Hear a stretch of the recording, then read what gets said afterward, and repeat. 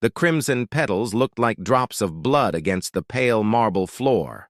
Detective Victoria Cross crouched beside the body of Elena Martinez, the third victim in 2 weeks, studying the single red rose placed carefully on the woman's chest. The killer's signature was becoming hauntingly familiar.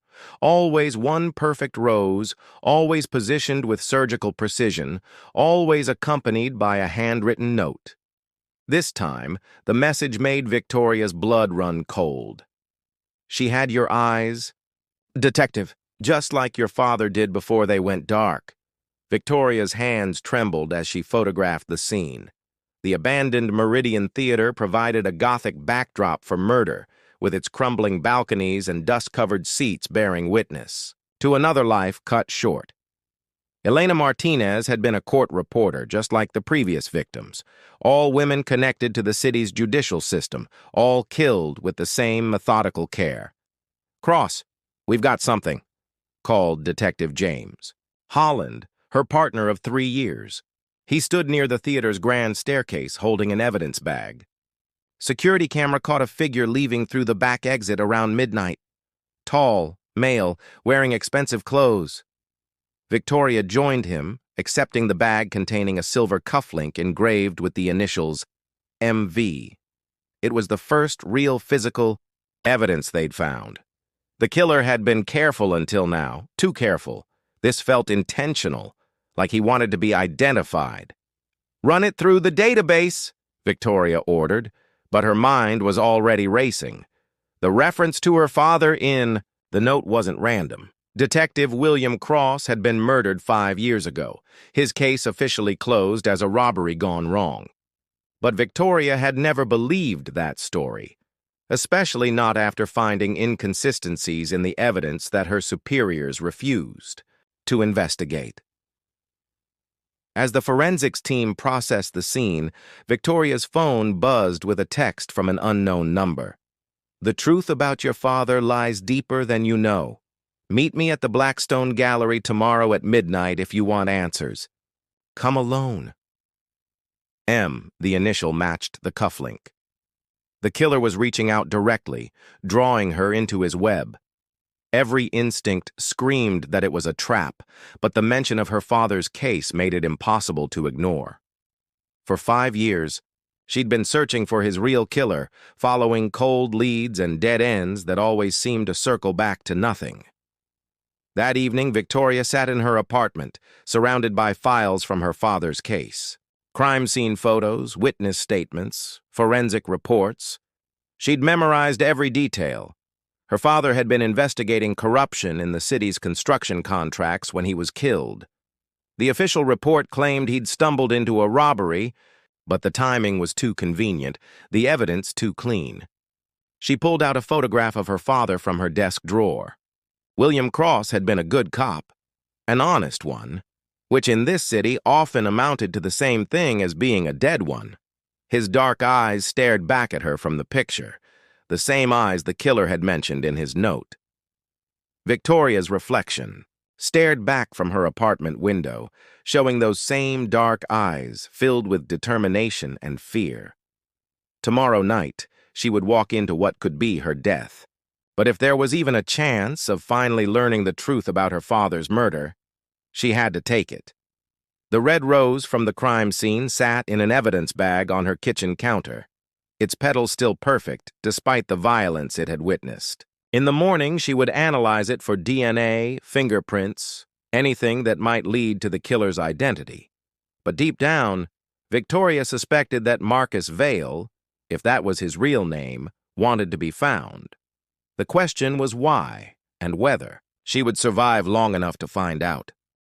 The crystal tumbler slipped from Catherine's nerveless fingers, shattering against the marble floor in an explosion of glass and amber liquid.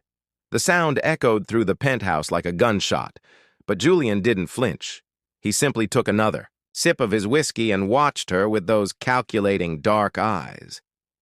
"You knew," she whispered, her training warring with the human impulse to flee.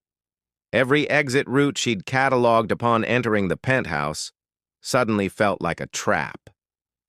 Catherine, Elizabeth Mills, born in Denver, parents killed in a home invasion when you were 19. Recruited by the CIA 3 months later when you showed exceptional aptitude for linguistics and psychological manipulation. Julian's voice was conversational, as if he were discussing the weather. You specialized in honey trap operations until Prague, where Agent Nina Reyes was forced to leave you behind during an extraction gone wrong. The mention of Nina's name hit Catherine like a physical blow. Her former partner was supposed to be the only person who knew she was alive, the only link to her past life that she'd maintained. As if summoned by the mention of her name, the penthouse elevator chimed softly. Catherine spun toward the sound, her hand instinctively reaching for a weapon that wasn't there, as Nina Reyes stepped into the foyer. Her red hair was shorter now, and stress lines had appeared around her green eyes, but she moved with the same predatory grace Catherine remembered. "Hello, Cat," Nina said, using the nickname that had belonged to a dead woman. "We need to talk."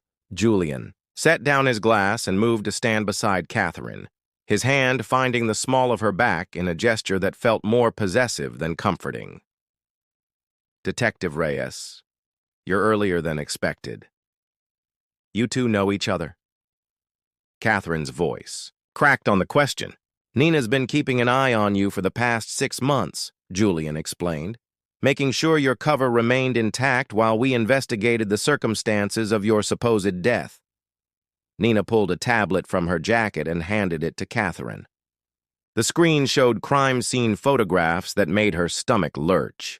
Agent David Morrison, her former handler, lay sprawled across a hotel room floor, his neck twisted at an unnatural angle. The timestamp showed the photos had been taken less than 4 hours ago.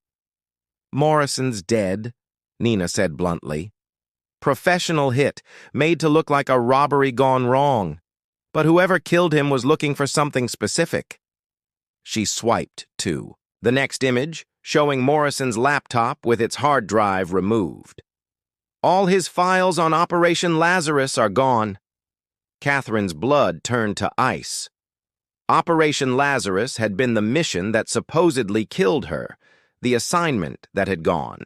So catastrophically wrong that the agency had been forced to burn her identity and start over. "How many people knew I was alive?" Catherine asked, though she dreaded the answer.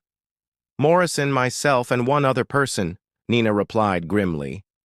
"Someone we trusted.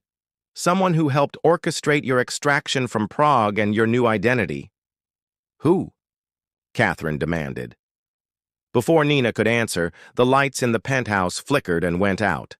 Emergency lighting kicked in a moment later, bathing everything in an eerie red glow.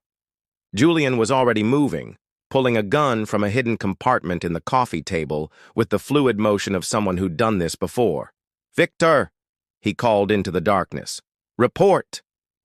A man's voice crackled through hidden speakers, British accent crisp despite the obvious stress. "3 vehicles approaching from different vectors. Professional surveillance equipment suggests federal agencies, but the approach pattern is all wrong for a sanctioned operation." Catherine felt the walls closing in around her. Someone had found her. Someone who knew exactly where to look and how to breach Julian's security. The perfect life she'd built as Celeste Morgan was crumbling, taking with it any hope of safety she'd foolishly allowed herself to feel. "There's something else," Nina said, her voice tight with urgency. "Morrison wasn't just your handler, Cat. He was feeding information to someone outside the agency, someone who's been tracking Operation Lazarus survivors for 3 years." "Survivors?" Catherine repeated. "Plural!" Nina's expression grew grim. "You weren't the only one who supposedly died in Prague. There were 4 other agents who vanished that night. Morrison helped all of you disappear, gave you all new identities, new lives." She paused, meeting Catherine's eyes. "And now someone is hunting all of you down." The elevator chimed again, but this time no one stepped out. Instead, a small device rolled across the marble floor, blinking red with increasing frequency. "Everybody down!" Julian shouted, tackling Catherine behind the sofa just as the device exploded in a burst of blinding light and deafening sound. When Catherine's vision cleared, Nina was gone, and a figure in black tactical gear stood silhouetted in the elevator. "Doorway! Assault rifle trained on their hiding spot!" "Catherine Mills," the figure called, voice electronically distorted. "Your resurrection is hereby terminated." Part 3. The Puppet Master. The tactical team moved through Julian's penthouse like shadows given form, their boots silent against the marble floors despite their speed. Catherine pressed herself deeper behind the overturned sofa, Julian's body shielding her from the worst of the debris, while gunfire erupted around them in controlled bursts that spoke of military precision. "This way," Julian whispered, pointing toward a section of the wall that looked identical to every other panel. He pressed his palm against it, and a hidden door slid open, revealing a narrow corridor lined with blue emergency lighting. Safe room. 3-inch titanium walls. They crawled through the opening just as another flashbang detonated behind them. Catherine's ears rang, but she could still hear the distinctive sound of Nina's voice shouting orders. Her former partner had taken cover behind the kitchen island and was returning fire with a weapon she'd apparently concealed on her person. The safe room was larger than Catherine had expected, equipped with monitors showing every angle of the penthouse, communication equipment, and enough weapons to outfit a small army. Julian moved immediately to the control panel, his fingers flying over the keyboard. "How long do we have?" Catherine asked, checking the magazine of the pistol he'd handed her. "Depends on who's funding this operation," Julian replied grimly. "The room can withstand standard breaching charges, but if they brought thermite—" He trailed off as one of the monitors showed a woman in an expensive business suit stepping out of the elevator, flanked by 2 men in matching tactical gear. Catherine's blood froze. Even after 3 years, she recognized the silver-haired woman. Immediately. "Dr. Helena Ward," she breathed. Julian's head snapped up. "You know her?" "She was my psychological evaluator during training. The agency brought her in to assess our mental fitness for deep cover operations." Catherine stared at the monitor, watching Dr. Ward survey the destruction of the penthouse with clinical detachment. She knew everything about our backgrounds, our weaknesses, our pressure points. On the screen, Dr. Ward picked up a framed photograph from Julian's side table, their wedding photo from earlier that evening. She studied it for a moment, then set it down with what looked like satisfaction. Fascinating how life comes full. "Circle!" Dr. Ward's voice came through the speakers, addressing the hidden camera directly. "Catherine, darling, I know you're watching. Why don't you come out so we can have a proper conversation?" Julian keyed the intercom. "Dr. Ward, I presume?" "I don't believe we've been formally introduced." "Mr. Blackwood, your reputation precedes you, though I must say your choice in wives is rather complicated." Dr. Ward moved to the windows, gazing out at the Seattle skyline. "Did you know that your lovely bride has killed 14 people in the line of duty? Or that she's been psychologically conditioned to form emotional attachments quickly and completely, making her the perfect asset for long-term infiltration?" Catherine felt Julian's eyes on her, but she couldn't look away from the monitor. The casual way Dr. Ward discussed her life, her training, her kills, it was like watching someone dissect a laboratory specimen. "What do you want?" Catherine called through the intercom. "I want to offer you a choice, my dear. You see, Operation Lazarus was never about extracting burned agents. It was about creating a network of highly trained, emotionally isolated individuals who could be activated when needed." Dr. Ward smiled at the camera, and it was the most chilling expression Catherine had ever seen. Morrison was simply the middleman, funneling information and maintaining contact with our assets. The pieces clicked into place with sickening clarity. The perfect new identities, the generous financial support, the way Morrison had always seemed to know exactly where to find her when she'd tried to disappear completely. None of it had been mercy. It had all been control. You son of a bitch! Nina's voice came through the speakers. Catherine could see her on another monitor, zip-tied to a chair, but very much alive. Blood ran from a cut on her forehead, but her eyes blazed with fury. You used us. All of us. I saved you, Dr. Ward corrected gently. The four of you were damaged goods, Catherine especially. Too many kills, too much psychological trauma, too many questions about agency methods. You were becoming liabilities. She turned back to the hidden camera. I gave you new lives, new purposes, and now it's time to collect on that investment. The emergency stairwell echoed with the controlled chaos of their descent. Boots on concrete, whispered coordinates, the soft click of weapons being readied. Catherine led the way, her movements fluid and silent despite the restricting silk of her wedding gown. Behind her, Nina maintained overwatch while Julian and Victor brought up the rear, their footsteps creating a rhythm of shared purpose that felt almost military in its precision. They'd made it to the 32nd floor when Victor's earpiece crackled with static. Movement on 28, he whispered. At least 6 hostiles, professionally equipped. Catherine raised her fist, bringing the group to a halt. Through the concrete walls, she could hear the faint sound of voices, calm, organized, deadly. These weren't street thugs or desperate criminals. These were operators, the kind of people who killed for governments and corporations with equal efficiency. There's something else, Julian said quietly, his phone glowing in the dim emergency lighting. I just received a text from an unknown number. Nina moved closer to read over his shoulder, her weapon trained downward toward the sounds below. What does it say? Julian's face had gone pale in the red emergency lights. It says, Penthouse, conference room, come alone, or watch Catherine's brother die on live stream. The words hit Catherine like a physical blow. That's impossible. Marcus died in Prague. I saw the body. Did you? The voice came from above them, cultured and feminine, carrying the kind of authority that made trained killers stop and listen.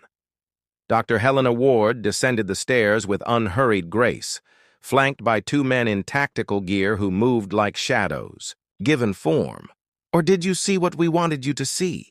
Catherine's weapon was up and aimed before conscious thought engaged, but Ward simply smiled, an expression devoid of warmth or humanity. She was perhaps 50, with silver hair pulled back in a severe bun and eyes like chips of Arctic ice. Everything about her spoke of controlled power and absolute confidence. Lower your weapons, Ward said conversationally.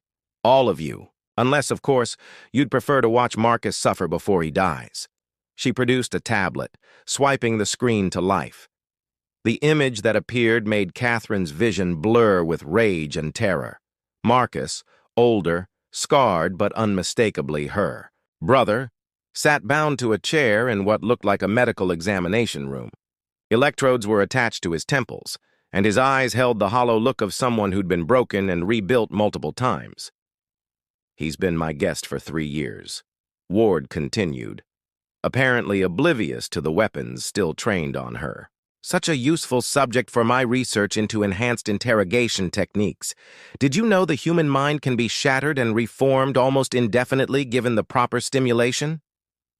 Nina's finger tightened on her trigger. You sick? Detective Reyes, Ward interrupted smoothly. Your righteous indignation is touching, but ultimately pointless.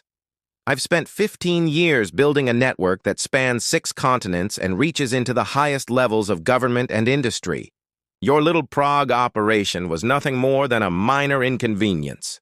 Julian stepped forward, his businessman's instincts apparently overriding his survival training. What do you want? Ward's smile widened, showing perfect white teeth that somehow made her look more predatory. What I've always wanted, Mr. Blackwood. Control. Your technology company has been quite useful in facilitating my operations, encrypted communications, financial transfers, data storage. All completely legal and above board, of course. You've been using my systems? Julian's voice carried genuine shock and growing anger. For 2 years, Ward confirmed. Your head of security here was most helpful in providing access. She nodded toward Victor, who hadn't moved or spoken since her arrival. Weren't you, Victor? The betrayal hit Catherine like ice water. Victor Cross, the man Julian trusted with his life, the man who'd armed them for this fight, was working for the enemy. In the red emergency lighting, she could see the truth, written in the subtle shift of his posture, the way his weapon had gradually moved away from Ward's men. Victor, Julian whispered, the single word carrying years of trust and friendship turned to ash. I'm sorry, Victor said, and he actually sounded like he meant it. But Dr. Ward made me an offer I couldn't refuse. My daughter's life in exchange for occasional access to your systems. Not exactly a difficult choice.